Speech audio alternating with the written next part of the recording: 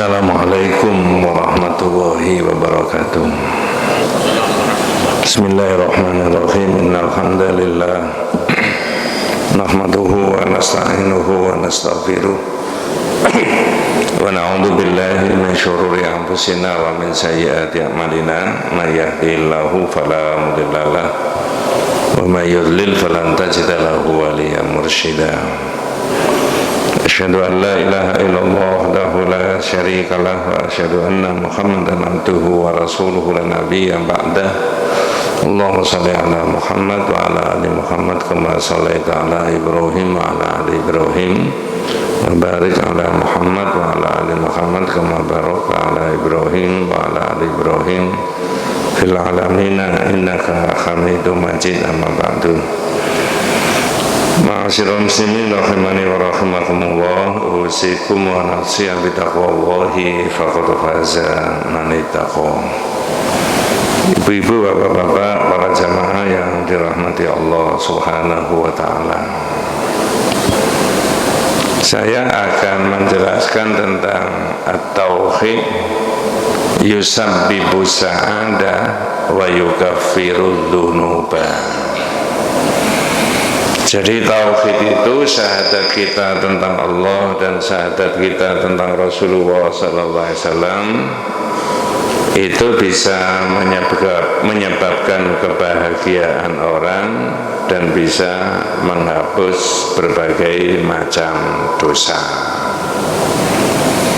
Bagaimana penjelasannya? Pertama ada penjelasan al-mar'u bi hukmin basyariyatihi wa adami ismatihi qad tanzalikum qadamahu wa yaqa'u fi maksiatillahi. Kata kitab ini, orang itu karena ada hukum kemanusiaan.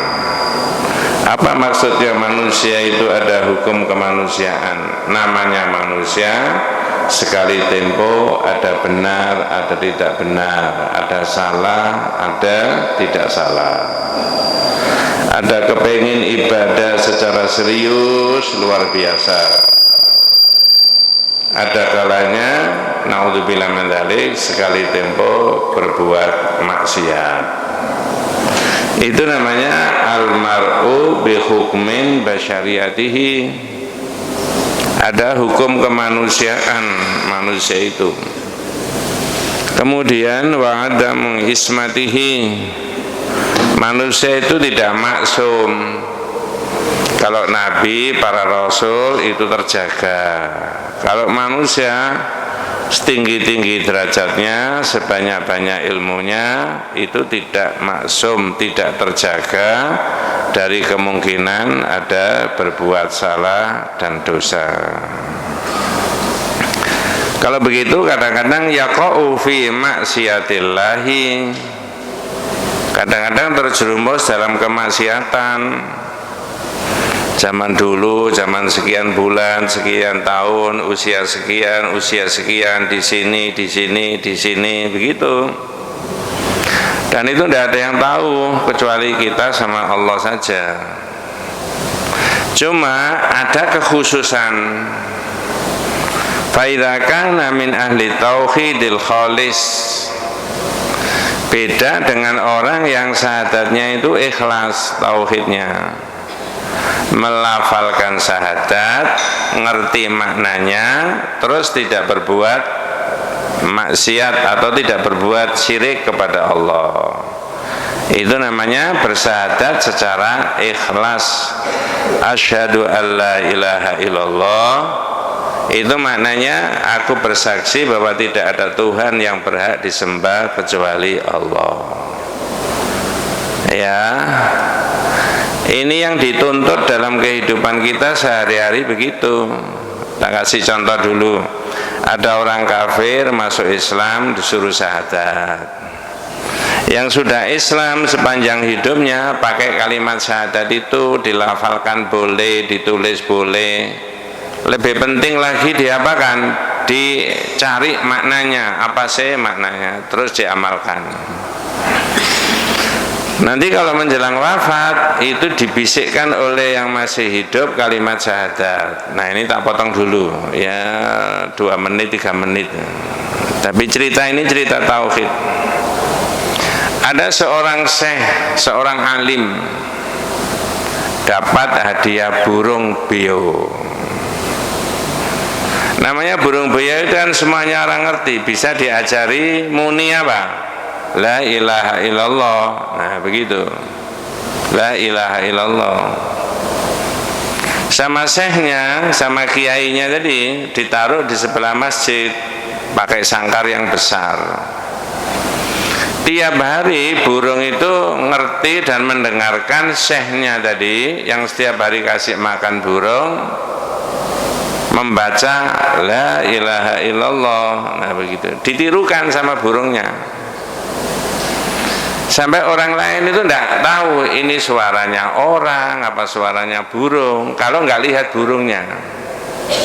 Saking apanya? Fasihnya. Satu ketika Pak, ya, burung ini lepas, tidak seberapa bisa terbang, diterkam kucing, dimakan, mati. Wah, syekhnya nangis luar biasa. Waktu pengajian lagi ketemu sama muridnya yang lagi, santrinya. Syekh, kenapa nangis? Saya ini punya burung Mas, bisa bunyi la ilaha illallah tiap hari fasih, tapi lepas diterkam kucing mati. Itu loh yang saya nangis. Kata santrinya, Syekh, nggak usah nangis, saya punya lebih baik dari itu. Apa jawabannya Syekhnya? Loh, bukan perkara gantinya burung, enggak. Saya itu yang saya tangisi, burung saya ini ketika masih hidup bisa bunyi la ilaha illallah setiap hari, tapi mati diam aja, nggak bisa muni la ilaha illallah. Yang saya tangisi jangan-jangan besok saya seperti itu. Nah, jadi jenengan dan saya jangan menyepelekan la ilaha illallah Pak. Betul itu. Sudah dilafalkan Pak Ustadz? Ya sudah, kalau dilafalkan sudah, sekarang diapakan? Dicari maknanya. Kalau sudah tahu maknanya diapakan? Diamalkan. Tidak boleh nyembah apa-apa, tidak boleh berkeyakinan apa-apa. Benda ini, benda itu, barang ini, barang itu bisa melariskan dagangan, bisa menyebabkan karirnya orang itu baik. Tidak, semuanya kembalikan kepada Allah. Itu maknanya mengamalkan syahadat itu yang sudah saya terangkan di sini mungkin lebih dari 5 tahun ya. Sudah ganti kitab, kitabnya berbeda lagi. Jadi syahadat itu Pak, jenengan dan saya lebih-lebih ini menjelang Ramadan. Kalau kata kitab ini tidak dilafalkan saja tapi diamalkan. Untuk apa? Kalau manusia tadi saya sebutkan ada hukum kemanusiaan yang pertama, yang kedua manusia itu tidak maksum ya. Kalau tidak maksum maka ada kemungkinan manusia siapa saja terjerumus dalam perbuatan salah dan maksiat. Tapi ada tetapinya. Fa idza kana min ahli tauhidil khalis min syawaibi syirki. Kalau orang itu tauhidnya baik, jauh dari perbuatan syirik, fa inna tauhidahu lillah, tauhidnya kepada Allah tadi, wa ikhlasahu fi qauli la ilaha illallah, ikhlasnya dia melafalkan la ilaha illallah. Nah, ini kalau jenengan tanya apa ukurannya ikhlas? Ikhlas itu kalau sudah la ilaha illallah ikhlas, berarti semua apa saja yang diketahui perbuatan syirik ditinggalkan. Kalau bisa begitu ya, tauhidnya tadi itu bisa ya takfiru dzunubi wa mahyu sayyiatihi, bisa menghapus kesalahan dan dosa-dosanya. Mudah-mudahan jenengan dan saya diberi umur panjang sama Allah Subhanahu wa taala, Pak ya, dan keluarga kita. Kenapa kok begitu? Ya. Karena orang itu kalau diberi umur panjang lalu berkah utama kepengen apa? Kepengen menambah kebaikan. Tapi jika ada orang wafat, itu di kampung-kampung di mana-mana saya menganjurkan kalau ada orang wafat, orang itu rajin ke masjid atau tidak, itu saya menganjurkan supaya disolati di mana? Di rumah sakit. Di mana yang paling afdol? Di mana? Di masjid. Diumumkan. Nah, orang sak masjid, Pak, menyolati jenazah itu tadi, lalu ada doa mendoakan jenazah, mesti apal walaupun mungkin tidak tuntas, tapi nggak apa-apa. Apa doanya? Allahumma fir, jangan Allahumma barik lana, Allahumma fir lahu warhamhu wa'afihi wa'fu anhu wakrim nuzulahu, dan seterusnya. Ampuni ini ya Allah, hapuskan segala kesalahan dan dosanya. Orang sak masjid penuh atau tidak, ikhlas semuanya ikut mensolati jenazah tadi, menurut pendapatnya berbagai macam ulama, dosa-dosa yang kecil-kecil itu bisa dihapus, kecuali dosa apa? Syirik. Ya benar Pak itu Pak, karena syirik itu menyangkut Allah. Innallaha la yaghfiru ayyushraka bihi wa yaghfiru ma duna dzalika liman yasha. Sesungguhnya Allah tidak mengampuni dosa syirik, tapi mengampuni dosa selain dari syirik kalau Allah menghendaki. Jadi proses orang itu kalau tidak sempat tobat sendiri, ya naudzubillah min dzalik, bukan kita Pak ya, selama hidupnya tidak sempat tobat sendiri, itu wafat didoakan tadi loh, didoakan. Nanti di kuburan juga didoakan lagi, Allahumma firlahu warhamhu tadi. Diumumkan itu di grup-grup WA itu semuanya mendoakan ya. Nah, cuma saya menganjurkan kalau di grup WA itu ada Allahumma firlahu itu ya sampean baca, jangan di-share saja ya. Ada pengumuman innalillahi, bapak ini saudara ini meninggal ya, didoakan, baca itu ya. Apa dalilnya? Ini man syahida alla ilaha illallah wahdahu la syarika lahu. Siapa yang bersahadat ya, seperti kita ini Pak ya, bersahadat tidak ada Tuhan yang berhak disembah kecuali Allah, dan tidak syirik. Bukan hanya ngomong tok Pak, tidak syirik.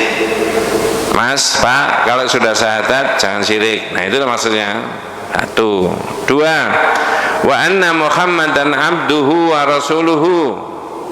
Berkeyakinan bahwa Nabi Muhammad itu sebagai hamba Allah dan Rasulullah. Itu kalau dihubungkan di tauhid, kalau Nabi Muhammad diyakini sebagai hamba Allah dan Rasulullah, jangan ada yang berkeyakinan Nabi Muhammad itu bisa apa? Dimintai pertolongan. Hari gini itu loh Pak, minta tolongnya ke siapa? Satu-satunya Allah. Jadi misalkan begini, saya itu ada kerepotan gini, wis njaluk tolong Kanjeng Nabi. Enggak Pak, enggak boleh. Karena kedudukannya Nabi Muhammad sebagai hamba, sebagai Rasul saja. Unsur-unsur ilahiyah enggak ada. Ya. Ini tak cerita nih, jangan ya. Saya ngaji di Surabaya, ibu-ibu yang ada yang tanya gini, enggak tahu kalau jenengan yang ditanya, Ustaz, saya dulu umroh, oh alhamdulillah, barakallah, mudah-mudahan diberi berkah sama Allah, diterima ibadahnya. Cuma gini Ustaz, nah ini yang ditanyakan. Di luar Masjid Nabawi, nah, bapak-bapak, ibu-ibu yang sudah pernah tindak Madinah, mudah-mudahan ibadahnya diterima ya. Yang belum, mudah-mudahan dimudahkan sama Allah ya. Itu ada di dalam Masjid Nabawi itu ada kubah hijau, di atas kelihatan Pak. Jenengan tahu di bawah kubah hijau itu ada makamnya siapa? Nabi. Dulu rumahnya Nabi, Pak. Tidak masuk dalam Masjid Nabawi, di luar itu. Loh, tapi jamaah itu disuruh menghadap kubah hijau, berarti disuruh menghadap ke makamnya siapa? Nabi. Minta kepada Nabi supaya besok Nabi Muhammad bisa memberi syafaat kepada dirinya. Pertanyaan saya, boleh apa tidak cara begitu? Halo? Oh, yang jenengan ya tidak ditanya ibu itu makanya nggak bisa jawab. Tak jawab aja. Jawabannya apa? Nggak boleh. Bener Pak ya? Halo? Nggak boleh. Yang boleh apa? Berdoa kepada Allah supaya besok dapat syafaatnya siapa? Nabi. Yang boleh apa? Baca salawat sebanyak-banyaknya supaya besok dapat syafaatnya Nabi. Yang boleh apa lagi? Ya, kalau ada azan itu didengarkan, lalu mendoakan Nabi. Apa doanya? Allahumma rabba hadhihi da'watit tammah wassalatil qaimah, dan seterusnya. Itu yang boleh. Orang yang bisa begitu dan hidupnya tidak syirik, itu besok dapat jaminan dapat syafaatnya Nabi. Enggak usah minta. Dalam hadis sahih Nabi Muhammad itu ditanya oleh Abu Hurairah, man as'adun nasi bi syafa'atika ya Rasulullah. Nabi, besok itu orang yang untung memperoleh syafaat engkau itu siapa? Apa jawabannya Nabi? Man qala la ilaha illallah khalisan min qalbihi. Orang yang mengucapkan la ilaha illallah ikhlas dari hatinya. Lah ukurannya ikhlas itu ya belajar begini sak mampunya kita, ya, tapi diketahui ini syirik. Ketika sudah tahu syirik, lalu yang syirik diapakan? Tinggal. Kalau semua perbuatan ucapan syirik ditinggal, yang tersisa apanya? Tauhid. Itu loh yang dapat syafaatnya. Maka tadi hadisnya Nabi tadi bersyahadat pula tentang Nabi Muhammad sebagai hamba Allah dan Rasulullah. 3. Wa anna Isa abduhu wa rasuluhu wa kalimatuhu alqaha ila Maryam wa ruhun minhu. Nah, ini tentang Nabi Isa. Bagi umat Islam Nabi Isa sudah selesai, tidak usah dibahas. Bagi kita Nabi Isa itu siapa? Hamba Allah dan Rasulullah, bukan putranya siapa? Allah. Pak Ustaz, tetangga saya itu teman saya kok berkeyakinan katanya Allah itu punya anak namanya Al-Masih. Ya, silakan aja, nggak apa-apa. Ya, nggak apa-apa gimana? Oh, keyakinannya dia kok. Ya toh, orang Islam nggak boleh mencampuri. Tapi kalau tanya sama kita tentang Allah, ya boleh kita jawab. Lam yalid wa lam yulad. Allah itu tidak apa? Beranak dan tidak diperanakkan. Kalau beranak dan diperanakkan itu manusia, makhluknya Allah. Ya, begitu. Yang keempat, al-jannatu haqqun an-naru haqqun adkhalahu Allahul jannata ala ma kana minal amal. Jadi orang yang diproses masuk surga tadi, ya, berdasarkan akidah tauhid, hadis yang sahih riwayat Al-Bukhari Muslim, 4 menurut hadis ini. Syahadatnya harus benar, tidak boleh berbuat syirik, mengakui tentang Nabi Muhammad sebagai hamba Allah dan Rasulullah. Yang ketiga, Nabi Isa diakui sebagai hamba Allah dan utusannya Allah. Perkara lahir tanpa ada bapaknya itu urusannya Allah, bukan urusan kita. Karena Allah punya apa? Ilmu kun fayakun, jadilah kemudian jadi. Yang keempat, berkeyakinan surga itu ada, neraka itu ada. Lanjenengan dan saya surga neraka ada itu keyakinannya ya sekarang ini keyakinannya. Kenyataannya besok kalau sudah apa? Iya, nggak bisa sekarang Pak. Ya, lah kalau sekarang ya semua orang jadi baik Pak. Nggak ada orang yang tidak baik. Lah kalau ada orang mati hidup lagi, lalu dia tunjukkan tentang surga, tentang neraka, wah ya berubah semuanya dunia ini, Pak. Perang nggak ada, membunuh nggak ada, berzina nggak ada, bohong nggak ada. Makanya hidup itu tantangan, ujian. Bisa nggak dia berbuat kebaikan? Inna hadhihi asy-syahadat jumlata hadhihi asy-syahadat allati yashhaduha al-muslim. 4 tadi kalau diyakini umat Islam itu bihadhil usul tustaujabu dukhulul jannah. Orang itu wajib masuk surga kalau 4 tadi diyakini tadi. Wa in kana fi ba'di a'malihi mu'akhadhatun wa taksiratun. Walaupun mungkin di dunia ini ibadahnya ada kurang-kurang, ada salah-salah, tapi intinya syahadatnya tadi diamalkan, dalam arti tidak boleh ada perbuatan apa? Syirik. Itu menghalang-halangi kebaikan memperoleh surganya Allah Subhanahu wa ta'ala. 1 poin lagi ya. Ini anak Adam yang dipanggil sama Allah. Kalau anak Adam yang dipanggil kan bukan manusia muslim saja toh. Ya benar Adam, wahai anak Adam, lau ataitani biqurabil ardi khotoya. Besok ya, kalau kamu kembali kepada aku membawa dosa yang banyak sebesar bumi. Tsumma laqitani la tusyrik bi syai'an. Kemudian kamu ketemu sama aku. Tak lihat kamu tidak berbuat syirik. Nah, tak potong dulu. Lah Ustaz, orang kafir berbuat syirik. Tapi bahasanya hadis ini, ya benar Adam, wahai anak Adam. Sepertinya orang ini semuanya didhawuhi sama Allah, wahai seluruh anak Adam. Padahal ada orang kafir juga. Orang kafir itu syirik. Kalau kamu besok mati membawa dosa banyak, lalu ketemu aku, tsumma laqitani la tusyrik bi syai'an, tidak pernah syirik. Nah, orang kafir sudah syirik. La ataituka bi qurabiha maghfiratan. Kamu tak kasih ampunan sebesar dosa yang kamu bawa. Allah itu Maha Rahman Rahim, Pak. Jadi yang diwanti-wanti itu adalah dosa yang paling besar, dosa syirik itu jangan sampai dilakukan.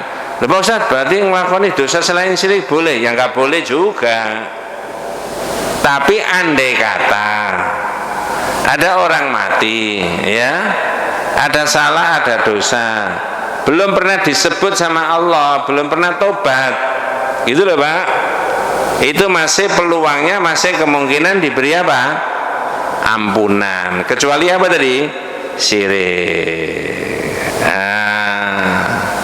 Ini jadi jenengan tanya Pak Kiai, Pak Ustadz mana saja, Pak Ustadz bener nggak dosa syirik itu dosa paling besar? Jawabannya iya. Ya. Lalu syirik itu bentuknya apa? Oh macam-macam Pak, macam-macam. Bisa benda, bisa barang, bisa orang. Ya. Ya. Contoh paling gampang. Keselamatannya panjenengan, keluarga kita itu dari Allah. Wong bendina diucapkan ya, Allahumma antas apa? Habis salat itu Pak, Allahumma antas salam wa minkas salam. Ya Rabb, hanya Engkau yang bisa memberikan keselamatan, dan dari Engkau pula keselamatan itu. Kalau sudah keselamatan diyakini dari Allah, jangan berkeyakinan yang menyebabkan orang selamat itu benda ini, benda itu, barang ini, barang itu, jangan. Di Tebel Sidoarjo itu saya pernah ditanya jamaah, Ustaz, saya pakai sabuk boleh? Boleh, saya bilang gitu. Terus yang tanya itu ngomong gini, sabuk ini diberi istri saya ya Pak Ustaz. Maksudnya saya itu diberi istri saya sabuk, bilang gini istri saya, Mas, sabuk itu lho nggon sampean pakai. Ini sudah diisi sabuk ini supaya sampai tidak kena musibah, balak, bencana. Di dalam sabuk ini ada kekuatan menolak bencana dan musibah. Pertanyaan saya, boleh nggak kalau begitu, Pak? Tidak boleh. Nah, kira-kira di masyarakat model begitu ada nggak? Nah, itu tidak boleh. Tak guyoni malahan. Nggak apa-apa Mas dipakai supaya gak melorot. Nah, saya bilang gitu. Tapi ternyata sabuk itu diyakini sudah diisi, lalu suruh pakai supaya tidak ada musibah, jauh dari, nggak bisa. Itu menentang kehendaknya Allah. Nggak ada yang bisa menolak kehendaknya Allah itu, Pak. Nah, begitu. Jadi para jamaah sekalian, mumpung menjelang Ramadan, tinggal beberapa hari, mudah-mudahan jenengan dan saya dikuatkan oleh Allah melaksanakan ibadah Ramadan. Bukan hanya puasa, ada qiyamul lail, ada qiraatul Quran, ada sedekah, ada silaturahim, ada memberikan makanan bagi orang puasa. Semacam-macam banyaknya. Belum tentu 2027 kita menangi apa? Ramadan. Nah, begitu. Mudah-mudahan Allah Subhanahu wa taala memberikan rahmat, memberikan barokah hidayah kepada kita semuanya. Hadanallahu wa iyyakum ajmain. Kita tutup dengan doa kafaratul majlis. Subhanakallahumma wa bihamdika asyhadu an la ilaha illa anta astaghfiruka wa atubu ilaik. Assalamualaikum warahmatullahi wabarakatuh.